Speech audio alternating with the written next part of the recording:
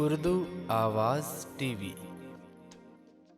कि आप डॉक्टर राजेश मोहन साहब के दरीना दोस्त हैं, ये इतना ठहराव कैसा? इस तरह की जो हमारी जो ज़िंदगी है उसकी जो जद्दोजहद है उसमें जब आपको अलग अलग तरह के लोगों के साथ रहना पड़ता है, बस वो अंदाजे से वो जो कहते थे और एक कायदा था मेरे पास, तो उन्होंने जैसे घड़ी पे टाइम देखा उस वक्त ये बातें बड़ी लगती होती थी। जो जिसका बाबा बुल्ले शाह से भी ताल्लुक़ है, नूर जहाँ साहिबा से भी ताल्लुक़। प्रिंसिपल साहब कहते भी हमने तो शुरू करवा दिया और आप फिक्र ना करें, जैसे भी होगी हम आपकी बीएड करवाएंगे, चाहे ऊपर से कुछ भी ऑर्डर आ जाए। तो मैं ये पूछना चाहूँगा इससे कि उस समय से लेकर अब तक ये मुझे कैसे बर्दाश्त करते हैं? अनिल जी मेरे पास थे तो ये इन्होंने शुरू से मुझे ख़राब ही किया। वैसे तो रात को इन्होंने सोने नहीं दिया। क्या बात है अनिल साहब।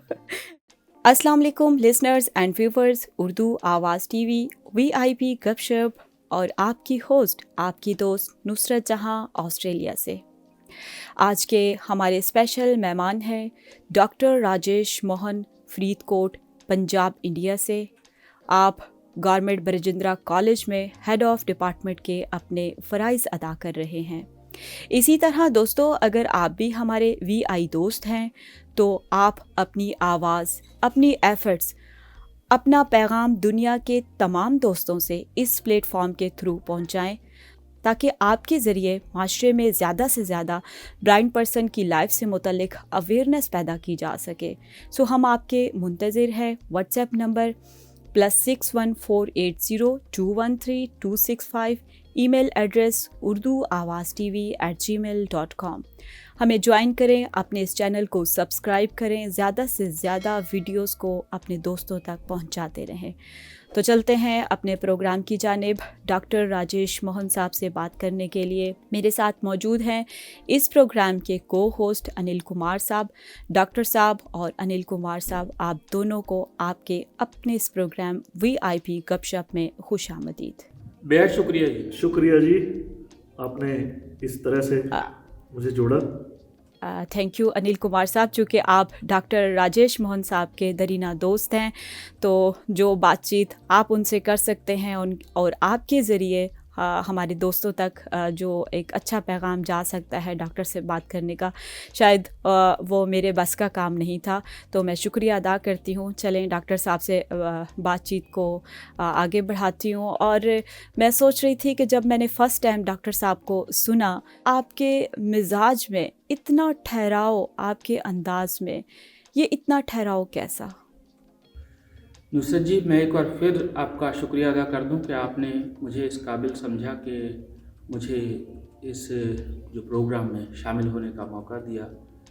और जहां तक आपका जो सवाल है, ये ज़ब्त यूँ कहें कि एक रियाज से, एक मेहनत से आया है। और उसके लिए मुझे लगता है कि जिस तरह की जो हमारी जो ज़िंदगी है उसकी जो जद्दोजहद है, उसमें जो संघर्ष है, जो उसका स्ट्रगल है, वो आप में ज़ब्त पैदा करता है जब आपको अलग अलग तरह के लोगों के साथ रहना पड़ता है, अलग अलग तरह के प्रोग्राम ऑर्गेनाइज करने पड़ते हैं।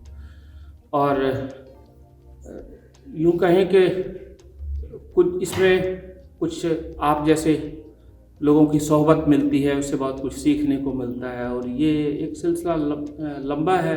तो मुझे लगता है कि शायद मुझे तो अभी भी लगता है कि कम है, पर फिर भी आप कह रहे हैं तो ये बात ठीक होगी कि ये ज़ब्त जो है ये एक उम्र के और एक लंबे रियाज से पैदा हुआ। आप सीधा कहना जी कि मैं मतलब आप पूछते रहे और मैं बताता रहूँ। जी माशाल्लाह।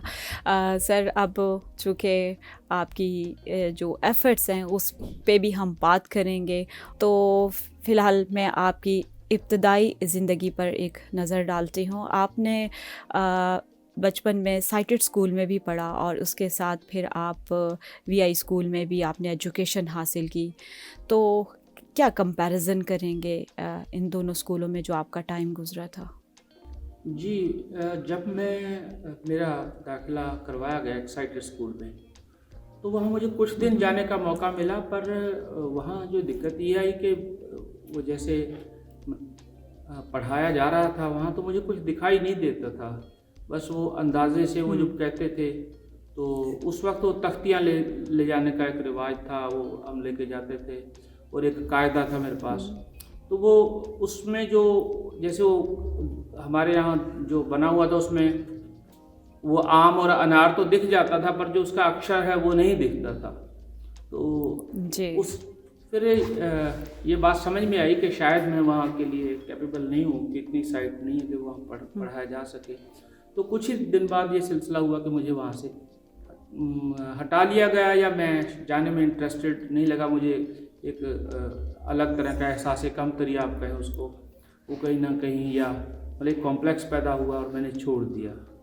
तो मेरे जो वालिद साहब थे उन्हों को फिर कहीं से ये पता चला उनको कि एक स्पेशल स्कूल है फ़िरोज़पुर में।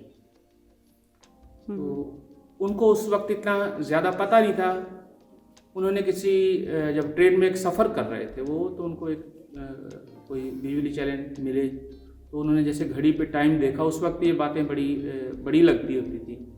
तो जी, टाइम, बहुत ज़्यादा। हाँ जी, तो जब टाइम देखा तो वो कहते आज उन्होंने हाथ से जब रेल घड़ी थी टाइम देख के, तो कहते आप क्या करते हैं? उन्होंने कहा मैं टीचर हूँ। हिसार स्कूल है, हरियाणा पंजाब का जो एक और सूबा है, पंजाब के साथ इंडिया का ही, तो वहाँ पर पढ़ाते थे वो। कहते जी आप यहाँ इनको दाखिल करवा दो हिसार।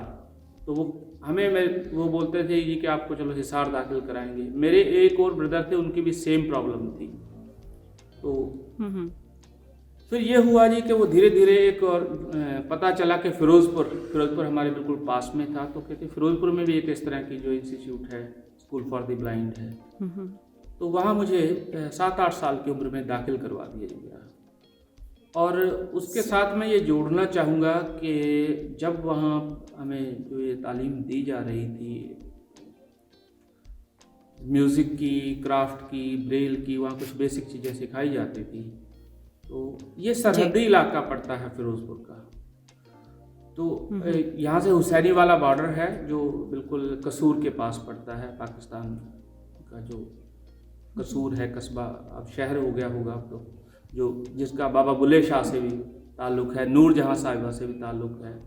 तो जी जी बिल्कुल। तो वो उसका क्या हुआ कि वहाँ जो रेडियो पाकिस्तान बहुत चलता था हमारे स्कूल में, रेडियो पाकिस्तान, और उसके साथ साथ ऑल इंडिया रेडियो की उर्दू सर्विस लोग बहुत सुनते थे, और रेडियो उर्दू BBC बहुत सुनते थे। तो बचपन में कहीं ना कहीं ये भी एक मैंने यहाँ इसीलिए बताना चाहा कि वो एक सिलसिला हमारा कुछ इस तरह का हो गया कि हम जो गज़ल सुनने का शौक़ हो गया मौसीकी में, और जो थोड़ी बहुत जो है उर्दू समझ आने लग गई, जो बोलते थे, जो हम न्यूज़ सुनते थे या प्रोग्राम सुनते थे, तो उसका कहीं ना कहीं असर हुआ, क्योंकि और वो सिलसिला अब तक जारी है। जी, इसीलिए आपकी उर्दू बहुत साफ़ है, आप इतना अच्छा बोलते हैं और शायर भी आप कमाल के हैं। तो राजेश मोहन साहब, अपनी कॉलेज के दोस्तों में किस तरह जाने पहचाने जाते थे? जी, कॉलेज के दोस्तों में इससे पहले मैं कॉलेज से पहले जो स्कूल में मेरे जो उस्ताद थे उनसे बड़ा अच्छा दोस्ताना रिलेशन था। मैं बहुत छोटा था मैं उस वक्त पर, क्योंकि वो वहाँ जो हमारे VI टीचर होते थे तो उनसे बड़ा मेल जोल था। मतलब पहले तो मैं बहुत कम खुलता था, पर बाद में उनसे इतना हुआ कि उनके साथ हम थोड़ी बहुत शरारत भी कर लेते थे, उनको थोड़ा बहुत तंग भी कर लेते थे। तो अच्छा। तो बड़ा उनसे मोहब्बत मिली, और बड़ा उनका हम जिसको बोलते हैं ब्लेसिंग, आशीर्वाद, उनकी ही बदौलत है ये सब कुछ चल रहा है, जो ये सिलसिला। और कॉलेज में जब पहुँचे तो कॉलेज, मैं आपको ये इत्तफाक बता रहा हूँ कि कॉलेज जो मेरा पहला कॉलेज है वो वही है जहाँ पर आजकल मैं तालीम दे रहा हूँ, यहाँ पर जहाँ मेरी ड्यूटी लगी हुई है, यानी कि ये बरजिंदरा कॉलेज। तो इसी कॉलेज से मेरी जो है ये शुरुआत हुई। जो BA मैंने यहाँ तकरीबन 2 साल यहाँ पर पढ़ाई की, और उसके बाद फ़िरोज़पुर में गुरु नानक कॉलेज फ़िरोज़पुर में। तो कहीं ना कहीं उसमें एक ये दिक्कत तो थी कि बहुत ज़्यादा दोस्त हमारे उस वक्त तक नहीं बने। कुछ एक मेरा वीआई दोस्त था और 2-3 लोग और थे, हमारा छोटा सा एक ग्रुप होता था। पर ये सिलसिला बीएड में जाके, जब मैंने बीएड किया, ये डीएवी कॉलेज अबोहर से, वहाँ जाके मेरे बहुत दोस्त बने और वहाँ मतलब मैं अपने दोस्तों में बहुत मकबूल भी था। और अरे वाह, वहाँ जाके शायरी का सिलसिला भी शुरू हुआ। मतलब वहाँ काफ़ी चीज़ें खुली और उसका एक रीज़न ये था कि वहाँ का जो कॉलेज की जो इंतज़ामिया थी उसने मुझे चांस बहुत दिए, बहुत मौके दिए। और क्या यूँ, बात। हाँ जी, यूँ कहें कि वहाँ के जो प्रिंसिपल थे, मैं यहाँ एक आपको और बात बताता चलूँ कि बीएड जब हम करने गए तो पंजाब में उस वक्त जो विजुअली चैलेंज के लिए गवर्नमेंट का एक लेटर आ गया कि जो है विजुअली चैलेंज बीएड नहीं कर सकते। तो बड़ी मुश्किल खड़ी हो गई। जब मैं वहाँ कॉलेज में गया तो मेरे प्रिंसिपल साहब कहते भी हमने तो शुरू करवा दिया और आप फिक्र ना करें, जैसे भी होगी हम आपकी बीएड करवाएंगे, चाहे ऊपर से कुछ भी ऑर्डर आ जाए। तो और उसका मतलब ये हुआ कि उससे बड़ा हौसला बढ़ा और दिक्कत कोई आई नहीं। खैर उसके बाद उन्होंने बहुत मौके दिए। उन्होंने स्पेशल मुझे एक रूम अलग दे रखा था, क्लासरूम, जहाँ मैं बाकी जो दोस्तों को और जो वहाँ बीएड के जो स्टूडेंट थे उनको सिखाने का मौका भी मिलता था म्यूज़िक। तो उससे बड़ी चीज़ें सीखने को मिली और बड़ा कॉन्फिडेंस भी पैदा हुआ। तो मैं ये समझता हूँ कि बीएड में जाके जितना मेरे में कहीं हौसला आया, जितना कॉन्फिडेंस पैदा हुआ और अपने आप पे जितना यूँ लगा कि मैं कुछ कर सकता हूँ, तो उसका बहुत रोल रहा। अच्छा, माशाल्लाह। आपकी इन कामयाबियों में आपके दोस्तों के साथ आपके असातिज़ा का बड़ा कंट्रीब्यूशन है जिन्होंने आपको अपॉर्चुनिटीज़ दी थी। तो मैं भी, आप बता रहे थे तो मैं सोच रही थी कि वो दिन कैसा था जब आपको पीएचडी की डिग्री मिली थी। डॉक्टर साहब, आपने किस तरह उस दिन को सेलिब्रेट किया था? दरअसल ये हुआ जी कि मैंने यहाँ ये बताऊंगा कि मैं जो ग्रेजुएशन मेरा हुआ, फिर बीएड हुआ, उसके बाद एमए करने के लिए मेरे पास इतने सोर्सेज नहीं थे कि मैं मास्टर कर सकूं जाके किसी यूनिवर्सिटी या कॉलेज में। ये अनिल जी उन दिनों से मेरे साथ हैं, इनको पता ही है कि फिर हुआ ये कि पीएचडी वाली बात तो फिर बाद में आती है। उससे पहले ये सिलसिला हुआ कि मैंने एमए शुरू कर दिया और यहाँ मेरे एक टीचर थे, उनसे मैंने रब्ता किया और उनसे गुजारिश की कि मैं रेगुलर नहीं कर सकता, तो जिस कॉलेज में मैं यहाँ पर हूँ यहीं पर वो उस्ताद थे, तो उन्होंने कहा कोई बात नहीं बेटा, आप आ जाया करो, मैं सिखा दिया करूँगा आपको। तो उन्होंने सिखाया और उनकी ऐसी यूँ कि ये मेहरबानी हुई, ऐसा उन्होंने मतलब बहुत अच्छा गाइड किया और मैंने पंजाब यूनिवर्सिटी में टॉप किया जी एमए में। बल्कि एक चीज़ ये भूल गए जी बताना कि जैसे ये बता रहे थे कि ये एक चीज़ बतानी भूल गए शायद कि ये मैं जब ये बचपन में स्कूल में आए थे तभी से इनका मैं बिल्कुल भागीदार था जी। और इनके घर से जो बाकायदा सामान खाने का आता था उसमें बिल्कुल मैं मतलब बराबर की चोरी किया करता था और बराबर की पार्टनरशिप लेता था इनसे पूरी कि भाई मेरे लिए भी आया कुछ। क्या बात है, क्या बात है। अल्लाह ये दोस्ती सलामत रखे और इसी तरह आप प्यार मोहब्बत के साथ ज़िंदगी के बाकी। तो मैं ये पूछना चाहूँगा इनसे कि उस समय से लेके अब तक ये मुझे कैसे बर्दाश्त करते हैं? हाँ जी, यही बात मैं बताना चाहता हूँ नुसरत जी कि वो जो एमए हुआ मेरा, हाँ जी, तो एमए जब मैंने किया तो उस दौरान क्या हुआ कि मेरी एक जॉब लग गई स्टेट बैंक ऑफ इंडिया में, एसबीआई में। अच्छा, मैंने स्टाफ सिलेक्ट, एक ना स्पेशल टेस्ट हुआ था पूरे इंडिया लेवल पे स्टाफ सिलेक्शन कमीशन का, तो वो उसमें बीआई लोगों के लिए स्पेशल हुआ था। तो उसमें पंजाब से मेरा सिर्फ पूरे पंजाब से मेरा ही टेस्ट क्लियर हुआ था स्टाफ सिलेक्शन कमीशन का। क्या बात। तो हुआ ये कि जी मुझ पे इतना दबाव बना, उसमें मेरे दोस्त भी शामिल थे, मेरे टीचर भी शामिल थे।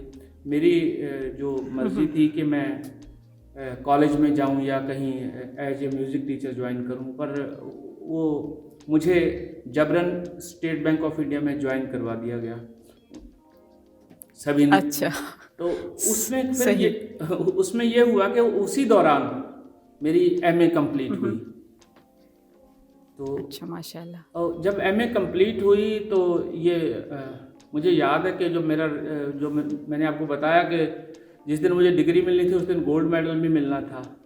और अच्छा, माशाल्लाह, हाँ जी, माशाल्लाह। अनिल जी मेरे पास थे, तो ये हम्म। इन्होंने शुरू से मुझे ख़राब ही किया वैसे। तो रात को इन्होंने सोने नहीं दिया, सुबह नींद नहीं खुली जी हम लोग डिग्री और गोल्ड मेडल लेके नहीं आए, और सोए रहे आराम से। क्या बात है अनिल साहब। देखिए कैसी यादें हैं। और आपका गोल्ड मेडल आपको मिलना था, डिग्री मिलनी थी, तो अच्छा सब थोड़ा चेंज हो गया। ऐसा भी होता है, यानी ज़िंदगी में यूं भी हो जाता है। जी, मतलब ये कुछ शुरू से ऐसी आदतें थी, और कुछ मतलब ये इत्तेफाक हो गया। ये कहते जाना, मैंने कहा नहीं यार अब नहीं जाना लेने, तो कोई बात नहीं बाद में ले लेंगे, उसका क्या है। तो वो बाद में मैंने 4 साल बाद जाके वहाँ लिया, उनसे गुजारिश करके कि मेरा यहाँ सामान पड़ा है जी आप दीजिए। तो क्या बात है डॉक्टर साहब, क्या बात है आपकी। उसके बाद पीएचडी का जो सिलसिला है वो बहुत बाद में मैंने, हालांकि उसी वक्त एक बार इनरोलमेंट करवा ली थी 92-93 में, पर किसी वजह से जो मेरे गाइड थे उनसे मेरा बहुत ज़्यादा यूँ कहिए कि बहुत ज़्यादा दिन तक नहीं चली उनके साथ। जिस तरह वो करवाना चाहते थे या जिस तरह मैं करना चाहता था उसमें कोई बहुत अच्छा सिलसिला नहीं बना, तो मुझे तोड़ना पड़ा। और अच्छा, और मैं आपको एक थोड़ी मतलब कई बार हम अपनी औकात से कह लिए ज़्यादा बातें भी कह जाते हैं, तो वो जब उनसे नहीं बनी तो उनका मुझे फ़ोन आया थोड़ी दिन बाद। तो मतलब वो भी दोस्त जैसे ही थे, जो मेरे गाइड थे वो काफ़ी अच्छे थे। तो मुझे कहते यार तूने पीएचडी क्यों नहीं करनी। मैंने कहा जी मैंने पीएचडी का इरादा तर्क कर दिया। कहते क्या। मैंने कहा जी अब मैंने ये सोच लिया अब कोई मेरे पे ही पीएचडी करेगा, फिलहाल मैंने छोड़ दिया ये काम। तो अच्छा, तो वो कहते यार ऐसे क्यों कहते हो भी आप करो। मैंने कहा नहीं जी अभी हालात नहीं है, या यूँ कहीं। जी फ्रेंड्स, हमारे साथ रहिएगा। मैं आपसे मुलाकात करूंगी डॉक्टर राजेश मोहन साहब के साथ नेक्स्ट पार्ट में। तब तक के लिए अपना ख्याल रखिएगा, दुआओं में याद रखिएगा। अल्लाह ने के बाद।